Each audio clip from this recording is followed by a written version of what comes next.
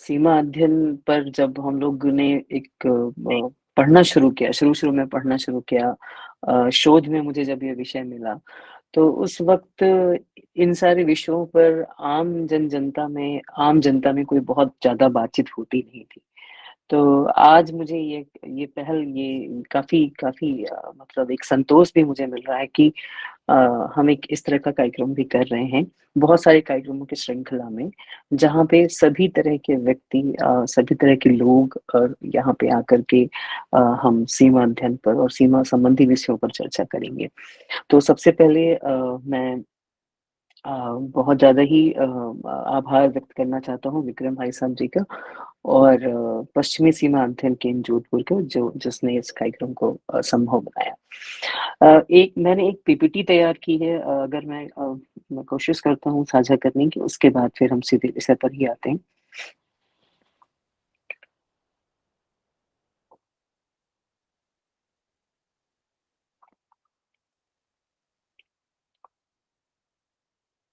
अ, विक्रम जी, क्या ये पीपीटी भी विज़िबल हो रही है? जी जी भाई साहब, आ रही है बिल्कुल श्रीष सही। जी, आ रही है। ठीक है, जी भाई। ठीक है, ठीक है।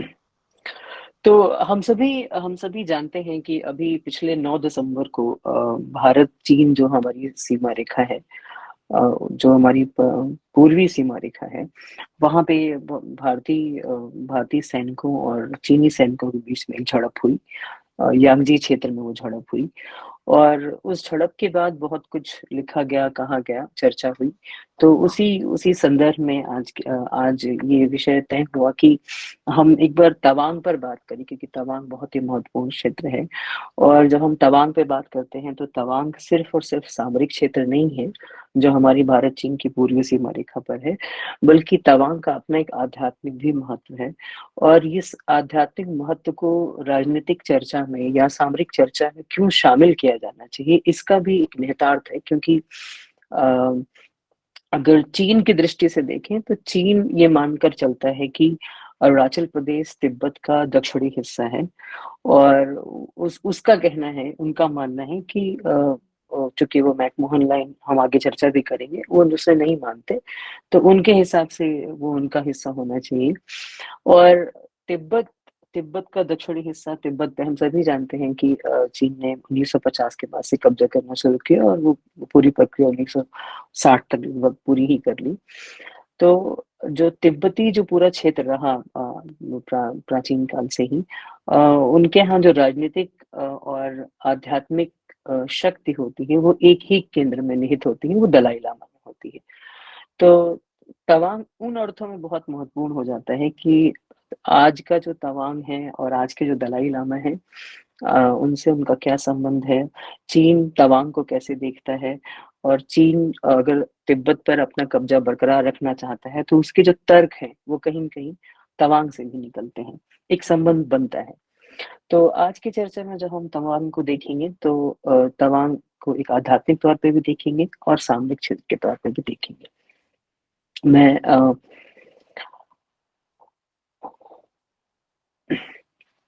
तिब्बत के बारे में जब हम हमारे मन में सबसे पहले जब हम तिब्बत के बारे में जब सुनते हैं तो तिब्बत को लेकर के अपनी-अपनी अवधारणाएँ हो सकती हैं, क्योंकि बहुत सारी बातें होती हैं, सुनी-सुनाई बातें होती हैं।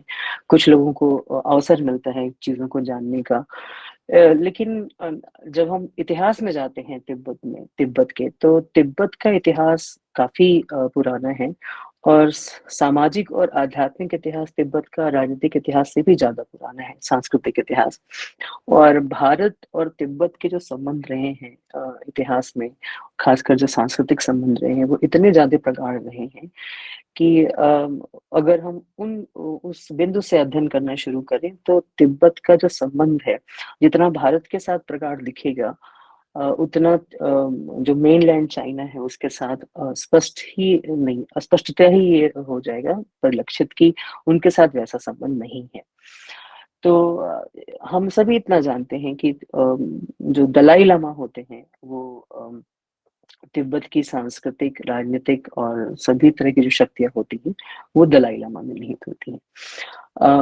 पहले, दूसरे, तीसरे, चौथे दलाई लामा के बाद फिर 5वें दलाई लामा को बहुत ही विशेष, बहुत ही महत्व प्राप्त है तिब्बतन ट्रेडिशन में, क्योंकि जो 5वें दलाई लामा हैं उनको द ग्रेट फिफ्थ भी कहा जाता है।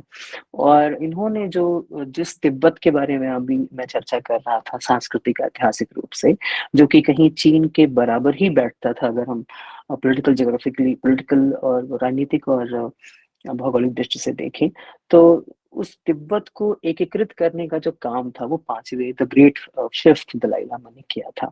और ये प्रक्रिया सन 1642 से शुरू हुई थी और 1682 तक, और बल्कि उसके आगे तक भी चलती रही। आप देखें कि ये जो मानचित्र है, ये एक अमेरिकन मानचित्रकार हैं, एसए मिशेल, उन्होंने ये मानचित्र बनाया था और ये 1864 का मानचित्र है। और इस मानचित्र में आप अगर देखें ध्यान से, तो चीन एक तरफ दिखाई पड़ेगा और एक तरफ आपको काफ़ी बड़ा विशाल तिब्बत दिखाई पड़ेगा।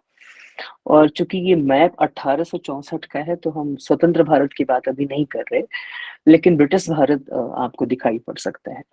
अब जो हमने जब पहले बात की कि जो फिफ्थ दलाई लामा है जिन्होंने तिब्बत को एकीकृत करने का प्रयास किया था, वो सन 1642 से 1682 से वो प्रक्रिया शुरू हो गई थी। और आप देखें जो ये मैप कहता है, जिसको एक अमेरिकन कार्टोग्राफर ने बनाया हुआ है, उसमें आप देखें तो तिब्बत की एकीकृत करने की जो प्रक्रिया है वो बिल्कुल सफल सिद्ध हुई है। 1864 का ये मैप बताता है, और ये मैप किसी तिब्बती ने नहीं बनाया बल्कि एक अमेरिकन कार्टोग्राफर ने बनाया, तो इस वजह से इसका महत्व और बढ़ जाता है। आप देखें तो तिब्बत और अभी जो हमारा जो अरुणाचल प्रदेश है या जो नॉर्थ ईस्टर्न स्टेट्स हैं, वो यानी कि अगर हम इस मैप के हिसाब से समझें, तो इतिहास से हमें यह समझने की आवश्यकता है कि भारत या ब्रिटिश भारत, कम से कम उस वक्त जब तक का ये मैप है, भारत अपनी सीमाएं चीन के बजाय तिब्बत से साझा करता है, और ये एक तथ्य यहाँ से समझा जा सकता है। तवांग क्षेत्र पर वापस आते हैं, क्योंकि जो तिब्बत जो तिब्बत है, जिसको हम एकीकृत तिब्बत कह रहे हैं, जिसको हम इतिहास से जानने की कोशिश कर रहे हैं, तो द ग्रेट फिफ्थ लामा ने ही इस पूरी एकीकृत तिब्बत का जो दक्षिणी छोर है, उसका प्रशासन चलाने के लिए अपने अ, जी, आवाज आ रही है?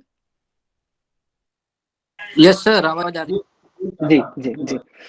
तो उसी प्रक्रिया में जब एकीकरण की प्रक्रिया हो रही थी, तो फिफ्थ लामा ने अपने बहुत ही विश्वास पात्र साथी मारग लाडो ग्यात्सो को तिब्बत का जो दक्षिणी छोर है उसको जो है सुदृढ़ करने के लिए भेजा। और मारग लाडो ग्यात्सो अपने अपने घोड़े के साथ वहां पहुंचते हैं। और ये बहुत ही इंटरेस्टिंग एक किंवदंती कही जाती है जो बहुत पॉपुलर है, और सारी ही किताबों में इसके बारे में कहा गया है कि मारग लाडो ग्यात्सो का जो घोड़ा है वो बार बार एक स्थान पर पहुंच जाता था। मतलब वो उसको बांधते थे, चरने के लिए छोड़ते थे, तो भी फिर वो एक ही स्थान पे पहुंच जाता था। जब वो कई बार वो घोड़ा एक ही स्थान पे पहुंचा, तो मारग लाडो ग्यात्सो को लगा कि ये स्थान निश्चित तौर पे बहुत विशेष होना चाहिए। तो कहते हैं कि उसी स्थान को आज उसी स्थान पर आज तवांग का जो मठ है, जो काफी फेमस मठ है, वो उसी स्थान पे है जहाँ वो घोड़ा बार बार पाया जाता है। तावांग को अगर तिब्बतन भाषा में देखेंगे तो ता का मतलब घोड़ा होता है, और वांग का मतलब अ, 3 अर्थ बताते हैं अलग-अलग स्रोतों में। एक अर्थ होता है कि वांग का मतलब कब्जा करना, दूसरा अर्थ है कि वांग का मतलब आशीर्वाद मिलना, और तीसरा जो अर्थ है वांग का, उसका मतलब होता है चुना हुआ। तो यानी कि जो तवांग का क्षेत्र है वो एक ऐसा क्षेत्र है जिसे घोड़े का आशीर्वाद प्राप्त है, या घोड़े ने कब्जा किया है, या घोड़े द्वारा चुना गया है। तो इसे बहुत ही महत्व का माना गया, और उसी स्थान पे ये जो मोनेस्ट्री है आज, गेलुपा मोनेस्ट्री, वो वहीं पे स्थित है। उस जमाने से अगर हम देखें तो तवांग की ये जो मोनेस्ट्री है वो केवल एक आध्यात्मिक पीठ नहीं था, बल्कि एक, आप इसको फोर्ट समझें, एक रक्षा किला के तौर पे समझें। और जो मोनपा जाति थी, जो ये जो मोनपा जाति अभी भी लोग हैं जो इसको संरक्षित करते हैं इस मठ को। तो वो जो दक्षिणी हिस्सा है उस समय के तिब्बत का, आज का जो हमारा अरुणाचल प्रदेश है, तो जो पहला डिस्ट्रिक्ट पड़ता है वो तवांग है, उसके बाद किमिंग क्षेत्र है। अगर हम रफली तवांग और किमिंग क्षेत्र को मिला दें तो तिब्बतन भाषा में इसको मोन्यूल कहते थे, और मोन्यूल का अर्थ था the lower land. Lower land की तो कैसे इसको लोअर लैंड कह रहे हैं, क्योंकि जो अपर लैंड है वो तो अपर पार्ट ऑफ तिब्बत है, और जो लोअर लैंड है वो हमारी अरुणाचल प्रदेश में आ गया, यानी कि ये जो आपका तवांग क्षेत्र और कमेंग क्षेत्र है। तो अब आप ये देखिए, ये जो चित्र है ये तवांग मोनेस्ट्री का चित्र है, और ये काफी सुंदर, काफी मनोरम और काफी बड़ी मोनेस्ट्री है। यहीं पर यहीं पर अच्छा, इसका सिर्फ ऐसा नहीं कि सिर्फ बौद्धिक दृष्टिकोण से बहुत ही महत्वपूर्ण है ये हिंदुओं के लिए भी उतना ही महत्वपूर्ण है, बौद्धों के लिए भी महत्वपूर्ण है, जैनियों के लिए भी महत्वपूर्ण है। लेकिन हाँ, निश्चित तौर पे चूंकि मोनेस्ट्री है, तिब्बतन हिस्ट्री रही है, तो बौद्धों के लिए सर्वाधिक रूप से इसका इसकी महत्ता है।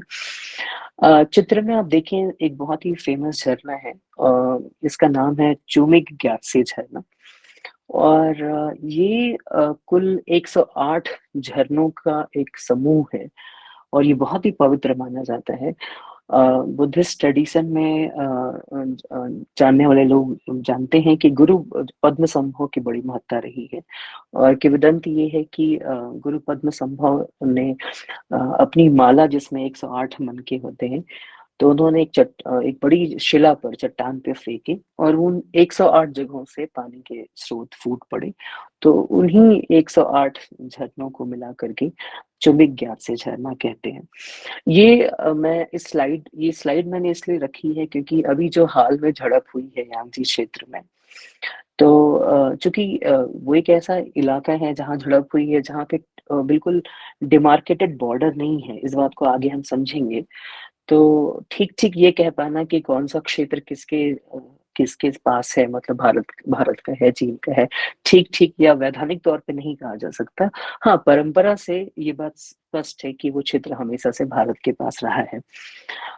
तो ये जो यांगजी क्षेत्र है, तो चीन की जो के साथ जो हालिया झड़प है, बताते हैं लोग कि ये कोई पहली झड़प नहीं है उस क्षेत्र में, लेकिन ये झड़प बढ़ी है। तो कहीं न कहीं ये जो इलाका है, ना केवल मोनेस्ट्री, बल्कि ये जो झरने के आसपास का इलाका है, उस तरफ भी चीनी सैनिकों की आवाजाही बढ़ने लग गई है। तवांग का एक और भी महत्व है कि जैसे मैंने कहा कि फिफ्थ लामा ने तो बहुत ही एकीकृत तिब्बत, जो तिब्बत हम इतिहास में समझ रहे हैं, वो फिफ्थ लामा की वजह से हुआ। उनके बाद छठे दलाई लामा का जो जन्म है वो तवांग में हुआ। और तिब्बतन ट्रेडिशन में हम जानते हैं कि जो लामा होते हैं वो रीइंकार्नेटेड होते हैं, उनका पुनर्जन्म होता है, उनकी अपनी एक विधि है, और उस विधि के हिसाब से फिर उन्हें पता होता है, और उसकी बहुत सारी वेरिफिकेशन प्रोसेस भी है, एक लेंदी प्रोसेस होता है वो, और उसके बाद नए दलाई लामा चुने जाते हैं।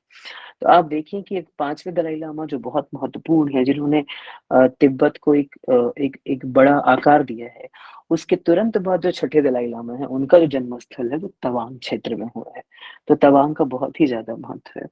दूसरा एक और महत्व की बात जो आधुनिक इतिहास में है, हम समझते हैं, दूसरा ये कि जो अभी दलाई लामा है, 14वें दलाई लामा, 1950 के बाद से चीन ने तिब्बत पे कब्जा करना शुरू कर दिया था, और 1959 तक आते-आते जो हमारे अभी तिब्बतन दलाई लामा है, वर्तमान 14वें दलाई लामा, वो भारत आते हैं। तो भारत आने के पहले, बोमडिला में से एंट्री करने के पहले वो तवांग में रुकते हैं। तो ये तस्वीर भी दाहिने साइड में जो तस्वीर आपको दिखाई पड़ रही है, आप देखें कि जब 14वें दलाई लामा तवांग में आते हैं, तो उनको गार्ड ऑफ ऑनर दिया जा रहा है। तो तवांग इस तरीके से भी बहुत ज़्यादा महत्वपूर्ण है। और अभी हाल ही में दलाई लामा की विजिट भी हुई थी तवांग में, तो चीन की नज़र लगातार तवांग पर रहती है। आप देखिए, जो यांगची क्षेत्र है, थोड़ा-सा इसको आध्यात्मिक स्तर पे बातचीत करने के बाद थोड़ा-सा सामरिक स्तर पे इसकी विशेषता समझें। बहुत डिफ़िकल्ट टेरेन है ये, बहुत ही कठिन उच्चावच है यहाँ पर। लेकिन ये जो यांगजी क्षेत्र है, ये पूरा का पूरा ज्योग्राफिकल जो इलाका है, जिसमें आपको तवांग दिखाई पड़ रहा होगा, सेला पास दिखाई पड़ रहा होगा, ये जो बीच का इलाका है, वो यांगजी क्षेत्र है और ये 17,000 फीट की ऊंचाई पर है। और इसमें अच्छी बात ये है कि भारतीय जो सेना है, वो इस ऊंचाई पर उनको एक स्ट्रेटेजिक एडवांटेज मिलती है। यांगजी क्षेत्र में ऊंचाई पर चीन के मुकाबले भारतीय सेना है। और चूंकि तवांग का जो इलाका है, किमिंग का जो इलाका है, या जो सेला दर्रा जो है, तो वो जो इलाका है वो बहुत ही डिफिकल्ट टेरेन है। लेकिन अगर वहां से तेजपुर आया जाए, जो आसाम नीचे आपको दिख रहा होगा, वहां से तेजपुर आया जाए, तो फिर तेजपुर से आप गुवाहाटी और फिर आप शेष भारत की यात्रा बड़े आराम से कर सकते हैं। तो भारत सरकार अभी इंफ्रास्ट्रक्चरल डेवलपमेंट बहुत जबरदस्त तरीके से कर रही है। सेला दर्रे से 2 सुरंग बन रहे हैं, जो सीधा ही तवांग को तेजपुर से जोड़ेंगे। तो सेला पास और ये जो यांगजी क्षेत्र है, जहाँ पे झड़प हुई है, तो यहाँ पे चूंकि यहाँ पे इंडियन आर्मी को बहुत एडवांटेज हासिल होती है स्ट्रेटेजिकली, तो यहाँ झड़प होने के इसीलिए इसके एक बहुत गहरे मतलब निकलते हैं। अ, अगर हम भारत चीन की जो सीमा रेखा है, इसको समझना चाहते हैं, तो इसकी बारीकियों को समझने के लिए थोड़ा सा मैं समय लूंगा। मैं मुझे ऐसा लगता है कि इस पे थोड़ी बात होनी चाहिए, कि कई बार हम इंटरचेंजेबली इस्तेमाल कर लेते हैं कुछ शब्दों को, जैसे फ्रंटियर कहना या बाउंड्रीज कहना या बॉर्डर कहना, ये तीनों अलग अलग शब्द होते हैं जो कई बार हम इंटरचेंजेबली यूज कर लेते हैं, जो शायद हमें नहीं करना चाहिए। तो हिंदी में ये मैंने अनुवाद किया है। मतलब इसके अलग अनुवाद भी मिल सकते हैं, लेकिन इससे इससे हमारा काम चल सकता है, क्योंकि ओरिजिनली तो ये जो टर्मिनोलॉजीज हैं वो इंग्लिश में ही विकसित हुई थी। तो फ्रंटियर्स सीमांत रेखा, और बाउंड्रीज सीमा रेखा, और अंतर्राष्ट्रीय सीमा बॉर्डर कह लें, या इसे ही इंटरनेशनल बॉर्डर कहते हैं। आज के इस चर्चा के लिए मैंने ये कोशिश की है अपने हाथ से स्केच बनाने की, तो ये इससे ज़्यादा अच्छा मैं शायद नहीं बना पाऊँगा। लेकिन इसमें अगर आप ध्यान से समझें, तो ये जो ए जहाँ मैंने लिखा है, वो एक एक इसको एक देश समझें, और जहाँ मैंने बी लिखा है उसको आप दूसरा देश समझें। तो आप कल्पना करें कि अभी बहुत ही प्राचीन समय है और अभी राष्ट्र राज्य की अवधारणा आकार ले रही है। 2 राज्य हैं, जो 2 देश हैं, उनकी बाकी सीमा रेखाओं को आप छोड़ दें, लेकिन उस सीमा पर ध्यान दें जहाँ पे मैंने बाउंड्री लिखा हुआ है अंदर की तरफ, और बाहर की तरफ मैंने फ्रंटियर लिखा हुआ है। ये जो लाल रंग का जो पूरा क्षेत्र है, इसको आप प्रभाव क्षेत्र कहें समझने के लिए। तो आप ये समझें कि 2 राज्य हैं, जिनकी सीमाएँ अभी आपस में मिलती नहीं हैं, लेकिन आने वाले भविष्य में वो कोशिश कर रहे हैं कि जितना ज़्यादा से ज़्यादा हिस्सा वो कब्ज़ा कर सकें, ताकि उनके पास संसाधन बढ़े और प्रभाव बढ़े। ज़ोन ऑफ इन्फ्लुएंस या प्रभाव क्षेत्र वो हिस्सा होता है, जो फिलहाल किसी देश का हिस्सा नहीं है। आधुनिक समय में आपको ऐसे उदाहरण नहीं मिलेंगे, लेकिन कॉन्सेप्ट को समझने के लिए थोड़ा हाइपोथेटिकली बहुत प्राचीन काल या अतीत में जाके देखें, जब 2 राज्य अपनी सीमाएँ बढ़ाते हैं, तो आखिर वो कहाँ से बढ़ाएँगे? जब तक 2 देशों की सीमाएँ बिल्कुल मिल नहीं जाती, तब तक अगर कोई हिस्सा बचा हुआ है, उसको हम प्रभाव क्षेत्र कहते हैं। और जो देश जितना प्रभावी होगा, वो धीरे-धीरे आगे बढ़ता जाएगा। तो आप ये ध्यान दें कि बाकी जो हिस्सा है, जहाँ पे प्रभाव क्षेत्र नहीं बचा हुआ है, उसको हम बाउंड्री कहते हैं। लेकिन जहाँ तक प्रभाव क्षेत्र अभी शेष है, ए के लिए आप वो नीले नीले रंग में जो मैंने लिखा है फ्रंटियर, वो ए की तरफ वो हिस्सा है, आउटर लाइन सोचिए आप, जो कि फ्रंटियर है ए की तरफ से, क्योंकि वो प्रभाव क्षेत्र में बी की तरफ धीरे-धीरे बढ़ रहा है, और जो हिस्सा वो कब्जा कर रहा है, वो प्रभाव क्षेत्र से है, ज़ोन ऑफ इन्फ्लुएंस से। उसको हम फ्रंटियर कहते हैं, या सीमांत रेखा कहना चाहिए। फ्रंटियर में क्या हुआ है कि राज्य ए ने राज्य बी से कोई चर्चा नहीं की है। ज़ोन ऑफ इन्फ्लुएंस का कोई मालिक नहीं है, तो जब तक कि राज्य बी राज्य ए के साथ सीमा रेखा बिल्कुल उसके पास नहीं हो जाती, तब तक अपने हिसाब से वो फ्रंटियर की तरफ बढ़ता चला जा रहा है। इसको फ्रंटियर नाम ही से ये स्पष्ट है कि ये फ्रंट की तरफ बढ़ रहा है। मैंने एक एरो भी बनाया है। इसकी जो टेंडेंसी होती है, इस तरह की जो सीमांत रेखा की जो टेंडेंसी होती है, वो आउटर ओरिएंटेड होती है, वो बाहर की तरफ देख रही होती है। इस स्थिति को हम फ्रंटियर कहते हैं। बी की तरफ से भी आप देखें, बी की तरफ से भी जोन ऑफ इन्फ्लुएंस का हिस्सा धीरे धीरे राज्य भी ले रहा है, तो उस तरफ से भी मैंने फ्रंटियर लिखा है। अब यही चीज जब काफी आगे धीरे धीरे एक ऐसा समय आएगा जब दोनों फ्रंटियर काफी आपस में मिल जाएंगे, तो फिर ये दोनों देश अपने हिसाब से उसको बाउंड्री कहेंगे, और एक समय ऐसा आएगा कि जोन ऑफ इन्फ्लुएंस का कोई भी हिस्सा बचेगा नहीं। जब जोन ऑफ इन्फ्लुएंस का कोई हिस्सा नहीं बचेगा, तो फ्रंटियर का कॉन्सेप्ट भी खत्म हो जाएगा, फिर सिर्फ बाउंड्री बचेगी। लेकिन बाउंड्री के साथ महत्वपूर्ण बात यह है कि फ्रंटियर का जो ओरिएंटेशन था वो बाहर की तरफ था। बाहर की तरफ इसलिए था क्योंकि जोन ऑफ इन्फ्लुएंस बचा हुआ था। लेकिन जब बाउंड्री बन जाती है, जोन ऑफ इन्फ्लुएंस खत्म हो जाता है, तो फ्रंटियर नहीं रहता। दोनों देश अपने अपनी बाउंड्री के अंदर, अपने अपने सीमा रेखा के अंदर अपने से खुद को ही डिफाइन करते हैं। अभी भी दोनों देशों में कोई बातचीत नहीं है। उन्होंने अपने अपने हिसाब से बाउंड्री को स्पष्ट कर रखा है अपने लिए। बाउंड्री का जो ओरिएंटेशन होता है वो इनर वर्ल्ड होता है। इसीलिए तो फ्रंटियर से बाउंड्री तक का डेवलपमेंट कैसे समझेंगे? शुरुआत में जोन ऑफ इन्फ्लुएंस मौजूद होगा, और जब फ्रंटियर से बाउंड्री आ जाएगा तो प्रभाव क्षेत्र खत्म होता जाएगा। अब बाउंड्री से बॉर्डर कैसे बनता है? इसके लिए चार बाउंड्री से बॉर्डर बनने के लिए चार प्रक्रियाएं लगती हैं। आप ये चार प्रक्रियाएं कुछ इस तरह से हैं। सबसे पहले दोनों देश सीमा क्या होती है, क्योंकि दो देशों का अपना अपनी अपनी अपनी संस्कृति हो सकती है, कैसे वो स्थान को लेते हैं, सेंस ऑफ स्पेस कैसा है, तो दोनों देशों को आपस में बात करनी पड़ेगी कि what they mean by border. तो सबसे पहले दोनों देश कंसेंसस में राजी खुशी से एक डेफिनेशन बनाएंगे कि इस क्षेत्र में सीमा कैसी होनी चाहिए। उसके बाद दोनों देश के जो मानचित्रकार होंगे, जो कार्टोग्राफर होंगे, जो डेफिनेशन बनाई गई है सीमा की, उसको वो कागज पे उकेरेंगे।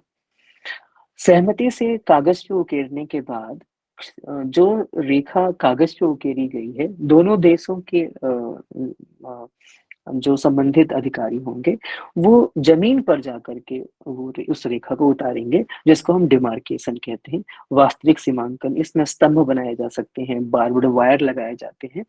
तो सबसे पहले डिलिमिटेशन होगा, मतलब सेट डिफिनीशन सेट होने के बाद डिलिमिटेशन की प्रक्रिया होती है, जो कि कागज में होती है, कार्टोग्राफर्स करते हैं दोनों देशों के। कौन से दो देश? जिन दो देशों की सीमाएं आपस में मिलती हैं, मतलब बाउंड्रीज। उसके बाद उनका डिमार्केशन होता है। दो देशों या दो से अधिक देश अगर सीमा सीमा रेखा आपस में साझा करते हैं, तो दो से अधिक देशों के कार्टोग्राफर साथ में बैठेंगे और राजनेता बैठेंगे। तो जो सीमा सीमा रेखा आपने कागज पे सहमति दी है, उसको हम जमीन पे उतारते हैं। इस प्रक्रिया को डिमार्केशन कहते हैं। और उसके बाद जो चौथी प्रक्रिया होती है, दोनों देशों या संबंधित देशों के जो अधिकारी होते हैं, वो एक ऐसी व्यवस्था बनाएंगे जिससे सीमा पर आवाजाही हो सके, सामानों की आवाजाही हो सके, लोगों की आवाजाही हो सके, और उसमें कोई दिक्कत न आए। तो ये एक प्रशासनिक व्यवस्था भी वहां पे स्थापित होनी चाहिए। ये चार प्रक्रिया जब हम बाउंड्री के साथ कर लेते हैं, तब वो बाउंड्री बाउंड्री नहीं रह जाती, फिर वो बॉर्डर हो जाता है। अब आप देखिए एक बार पीछे, फिर से उसी चित्र पे हम वापस आते हैं। तो ये जोन ऑफ इन्फ्लुएंस विलुप्त हो गया, फ्रंटियर्स खत्म हो गए। दो देश ए और बी अब उनकी बाउंड्रीज हैं। दोनों देश आपस में बातचीत कर रहे हैं, सबसे पहले डिफिनीशन बना रहे हैं। डिफिनीशन सेट होने के बाद साझे साझे साझा जो परिभाषा बनती है सीमा की, जैसे भी वो परिभाषा बनाते हैं, उन दोनों देशों के मानचित्रकार कागज पे उकेरेंगे, और उसके बाद उसको जमीन पर जाकर के चिन्हीकरण करने का काम होगा। और जो तीसरा काम हो, उसके बाद जो चौथा काम होगा, एडमिनिस्ट्रेटिव स्टाफ रखेंगे। फिर वो बाउंड्री इंटरनेशनल बॉर्डर में कन्वर्ट हो जाती है। ध्यान देने वाली बात यह है कि अगर बाउंड्री से बॉर्डर की प्रक्रिया कर ली जाए, चारों प्रक्रिया कर ली जाए, तो किसी भी सीमा विवाद की गुंजाइश नहीं बचती। क्योंकि विवाद की गुंजाइश तब तक होती है जब तक वो बॉर्डर नहीं बाउंड्री होता है। इसीलिए अगली स्लाइड में मैंने ये चीज लिखी है कि बॉर्डर डिस्प्यूट कहना ठीक होगा या बाउंड्री डिस्प्यूट कहना ठीक होगा। तो बाउंड्री डिस्प्यूट हो सकता है लेकिन बॉर्डर डिस्प्यूट नहीं हो सकता, क्योंकि बाउंड्री डिस्प्यूट का अर्थ ये हुआ कि अभी दोनों देशों ने बातचीत करना शुरू नहीं किया है। लेकिन एक बार अगर आपने उसको बॉर्डर कहना शुरू किया तो फिर डिस्प्यूट की गुंजाइश नहीं है, क्योंकि चार प्रक्रियाओं में जो चौथी प्रक्रिया है उसमें लगातार रेगुलर ब्यूरोक्रेटिक एडमिनिस्ट्रेशन चल रहा है। पहले ही आपने परिभाषा सेट कर ली है, आपने कागज पे भी रेखा उकेर ली है, उसके बाद आपने जमीन पे भी रेखा उकेर ली है। तो और चौथा, आप जो दिन भर दैनंदिन जो आवश्यकताएं होती हैं सीमा की, उसको भी लगातार आप परफॉर्म कर रहे हैं। तो बॉर्डर डिस्प्यूट की गुंजाइश लगभग जीरो हो जाती है। डिस्प्यूट की गुंजाइश बाउंड्री पे होती है, और ये भारत चीन सीमा रेखा नहीं, दुनिया के सभी सीमा रेखाओं के लिए सत्य बात है कि जहां जहां ये चारों प्रक्रियाएं नहीं पूरी की गई हैं, वहीं वहीं बाउंड्री डिस्प्यूट है। भारत चीन सीमा रेखा पर भी डिमार्केशन की प्रक्रिया नहीं हुई है। इतना समझने के बाद अब हम आते हैं भारत चीन की सीमा पर। भारत चीन की सीमा रेखा बहुत ही विशाल है। 3,488 किलोमीटर लंबी सीमा रेखा है, और इसको समझने के लिए हम इसे तीन भाग में बांटते हैं। सबसे पहले पश्चिमी प्रभाग, जिसमें जम्मू कश्मीर, ये अक्साई चीन लद्दाख का हिस्सा आता है। फिर मध्य भाग जिसमें हिमाचल उत्तराखंड का हिस्सा है, और उसके बाद पूर्वी हिस्सा जिसमें हम अ, अरुणाचल का हिस्सा, नॉर्थ ईस्ट का हिस्सा आता है। अब ये जो पश्चिमी प्रभाग है भारत चीन सीमा रेखा का, जो जम्मू कश्मीर से लगता हुआ है, अभी जो हमारी अभी जो झड़प हुई 9 दिसंबर को, वो पूर्वी प्रभाग में हुई, और इसे काफी बड़ी घटना माना जा रहा है गलवान के बाद से। इसके पहले गलवान में बड़ी घटना हुई थी, और ये जो गलवान का हिस्सा है वो भारत चीन सीमा रेखा के पश्चिमी प्रभाग में पड़ता है। अ, भारत चीन सीमा रेखा का जो पश्चिमी प्रभाग है उसमें वो रेखा या वो सीमा हमारे सामने कैसे आई। तो हम सभी जानते हैं कि इसके पहले ब्रिटिश भारत था, क्योंकि भारत आजाद नहीं था। तो उस वक्त ब्रिटिश भारत ने 1865 में 1865 में एक चीन के साथ उन्होंने जो एक लाइन प्रपोज की, उसको उन्होंने जॉनसन लाइन कहा। और ये बस एक प्रपोजल था 1865 में, और जॉनसन लाइन के हिसाब से जो अक्साई चीन का हिस्सा है वो ब्रिटिश भारत का हिस्सा था, कश्मीर का हिस्सा था। 1893 में फिर से ब्रिटिश भारत ने मैकडोनल्ड रेखा प्रपोज किया, और इस वाले रेखा में, इस प्रपोजल में जो अक्साई चीन का हिस्सा है वो चीन के सिंजाई प्रांत में रखा गया। अ, मैं बहुत ज्यादा बारीकी में नहीं जाना चाहता यहाँ पर, लेकिन एक एक हिंट देना चाहता हूँ कि ऐसा ब्रिटिश भारत क्यों कर रहा था।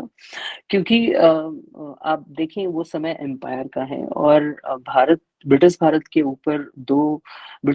के ऊपर सबसे बड़ा जो एम्पायर है वो रसिया है उस समय का।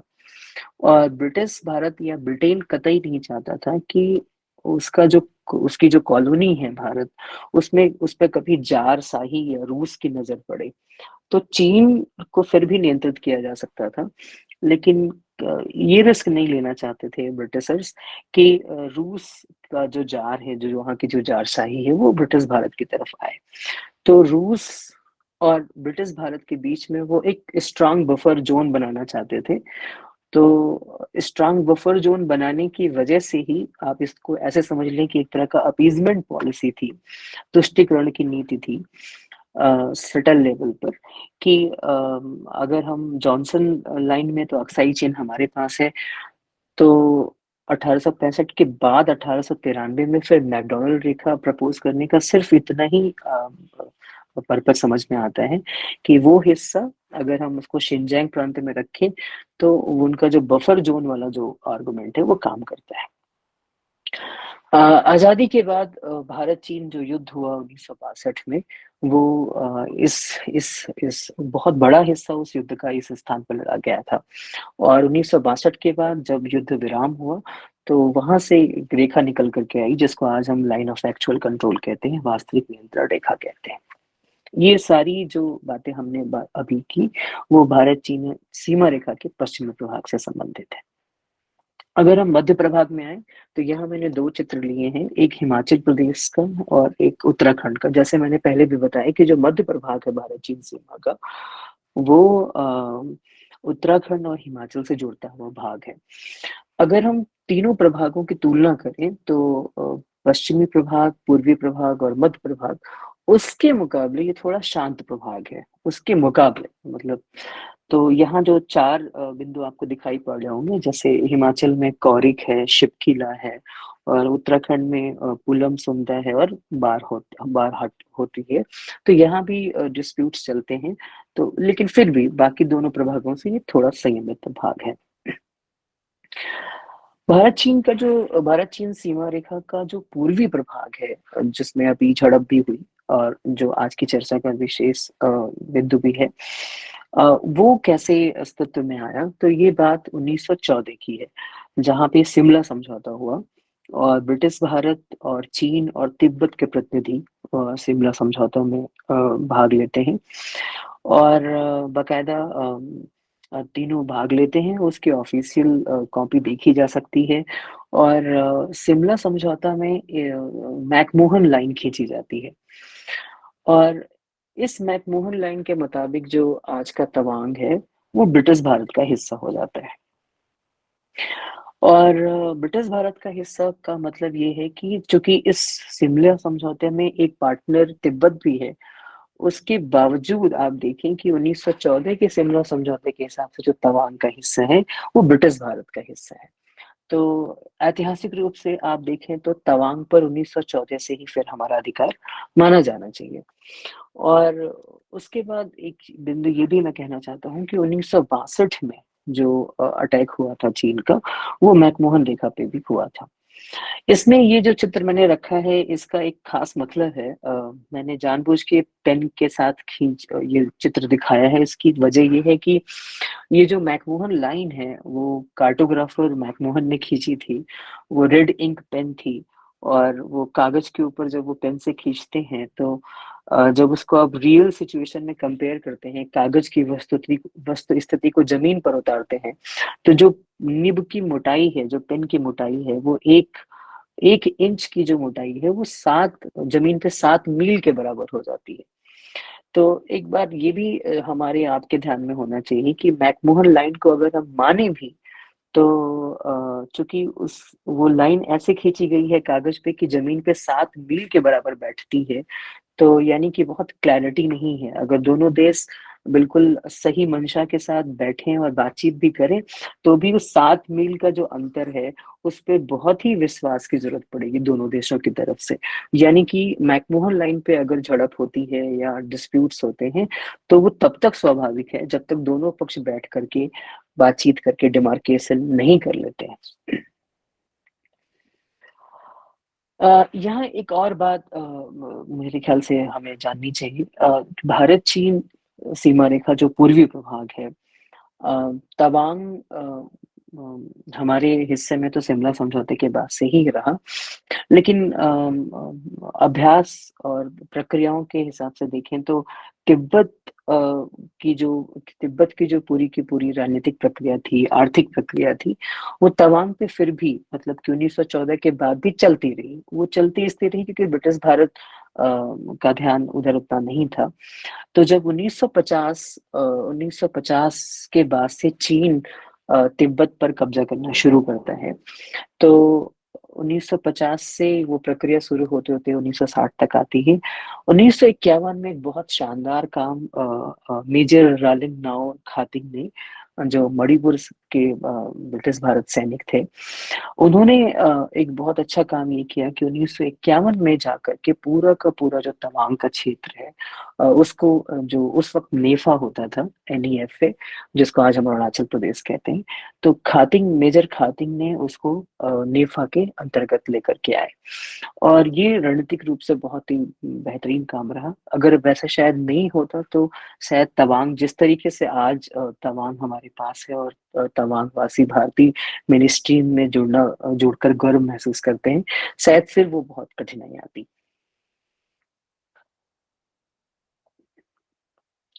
अब ये अभी तक की बातचीत में हमने तवांग की आध्यात्मिक महत्व के बारे में जाना, हमने तवांग के सामरिक महत्व के बारे में भी जाना, और भारत चीन सीमा रेखा की जो विशालता है, उसके 3 अलग-अलग जो पार्ट्स हैं, और तीनों की अलग-अलग इवोल्यूशन है, और तीनों के अलग-अलग मैनिफेस्टेशन है ज़मीन पर, वो हमने समझने की कोशिश की। अब ये चर्चा क्यों हम आप कर रहे हैं और क्यों ज़रूरी है? क्योंकि भारत-चीन सीमा रेखा है, सीमा नहीं है, अंतर्राष्ट्रीय बॉर्डर नहीं है, इंटरनेशनल बॉर्डर नहीं है। और चीन और भारत की अगर हम तुलना करें तो भारत में लोकतंत्र है, चीन में लोकतंत्र नहीं है, और शी जिनपिंग जो इस बार जो तीसरे कार्यकाल के लिए आए हुए हैं, कुछ लोग कहते हैं कि अब वो लाइफ टाइम वहाँ पे रहेंगे। शी जिनपिंग बहुत ही महत्वाकांक्षी नेता हैं चीन के, और जो अभी तीसरा उनको कार्यकाल मिला है, चीन की अपनी भाषा में उसे वो कहते हैं कि ये हेवेंस मैंडेट है, स्वर्ग ने दिया है ये मैंडेट। तो चीन काफ़ी आक्रामक है, खासकर कोविड आने के बाद से ही लगातार आक्रामक है। चीनी चुनौती ये है कि भारत और चीन की तुलना आप किसी भी अर्थ में करें तो चीन लगभग 3 गुना विशाल होता है, मतलब ज्योग्राफी के हिसाब से भी, इकोनॉमी के भी हिसाब से भी, अ, लगभग 3 गुना हर हिसाब से चीन हमसे आगे दिखाई पड़ता है। और चीन का मुकाबला दुनिया के सबसे नंबर 1 कंट्री कह लें, ताकतवर कंट्री कह लें, अमेरिका से है। अमेरिका चीन ट्रेड वॉर काफ़ी चर्चा में था कोविड-19 के पहले।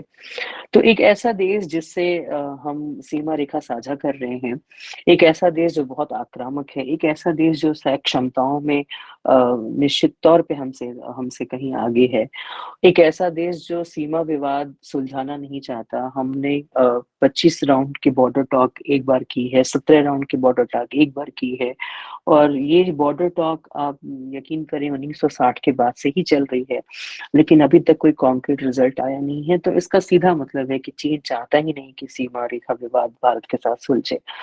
इंटरेस्टिंग पार्ट ये है कि के का चीन का जो सीमा विवाद है, वो सिर्फ भारत के साथ नहीं है, लगभग उसके सारे नेबरिंग कंट्रीज के साथ है। मतलब चीन आक्रामक है फिलीपींस के साथ भी, इंडोनेशिया के साथ भी, वियतनाम के साथ भी, जापान, दक्षिण Korea, Singapore, Brunei, Nepal, Bhutan, Laos, Myanmar, सभी देशों से सीमा रेखा पे उनके विवाद हैं। लेकिन सभी देशों से उनकी बातचीत के कुछ परिणाम निकलते हैं, या कम से कम कुछ थोड़ा बहुत प्रोग्रेस दिखाई पड़ता है कभी न कभी। लेकिन भारत के साथ ऐसा नहीं दिखता। दूसरा, इन सभी देशों से की तुलना अगर भारत से करें, तो एक भारत ही है जो चीन को कहीं-कहीं बहुत तगड़ी चुनौती देता है। जैसे आप जानते होंगे कि चाइना ने one belt one road policy बनाई, जिसके तहत वो बहुत सारी कंट्रीज को ऋण भी देता है, और एक बड़ा उनका मैग्निफिसेंट प्लान है, एम्बिशियस प्लान है, और भारत उसमें जुड़ना नहीं चाहता। तो चीनी चुनौती तो है, लेकिन चीन को भी चुनौती अगर बाकी देशों के मुकाबले, उसके बाकी पड़ोसियों के मुकाबले देखें, तो भारत की तरफ से ही उसको चुनौती दिखाई पड़ती है।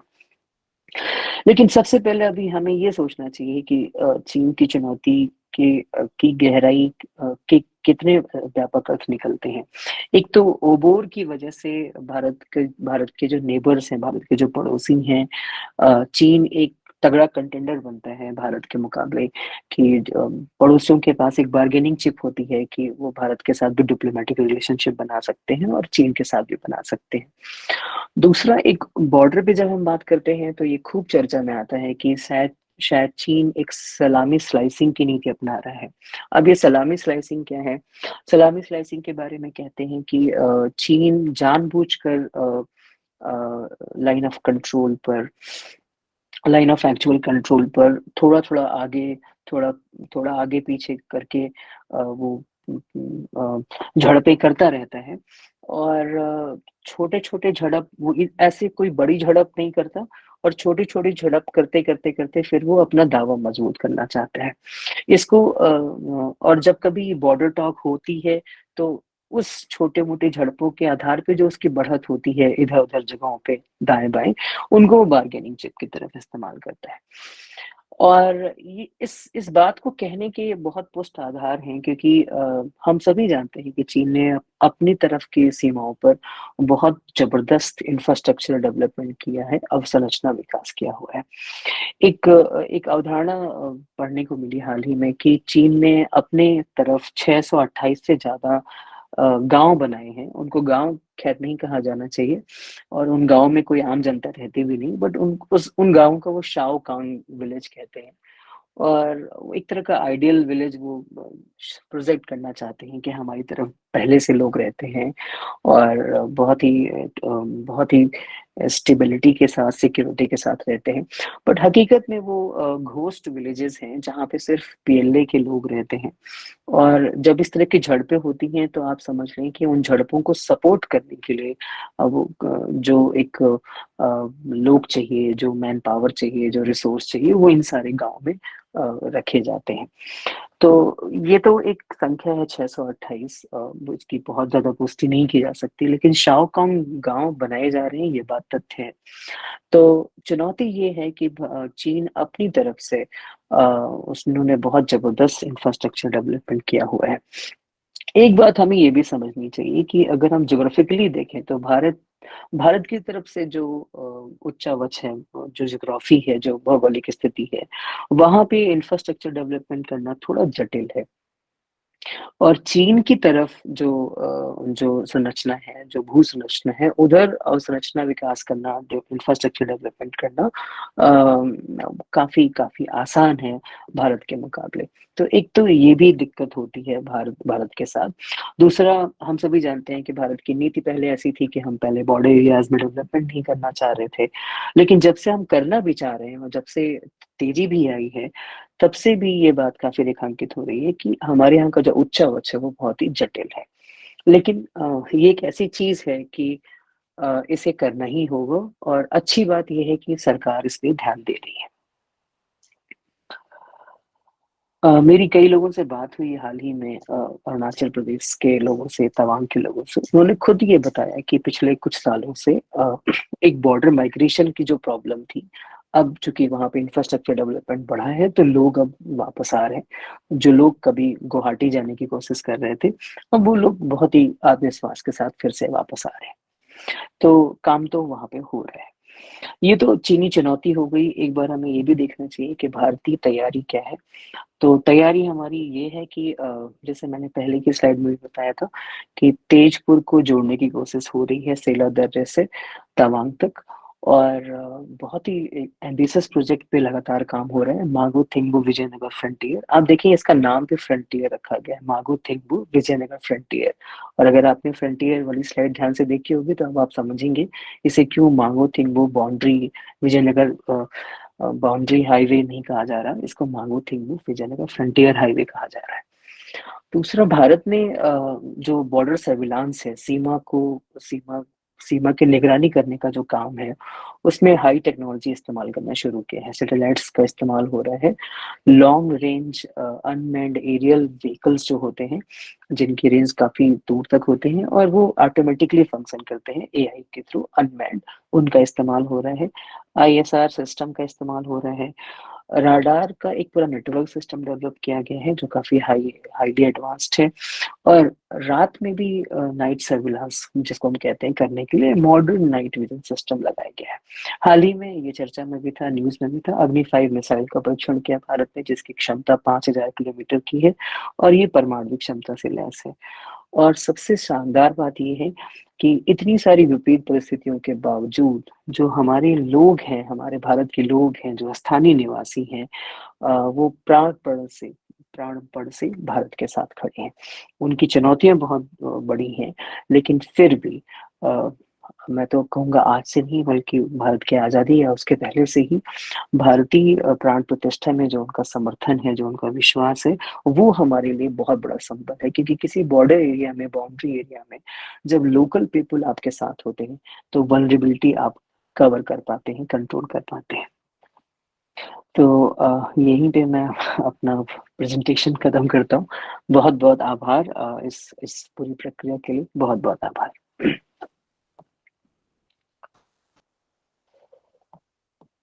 धन्यवाद श्रेय जी।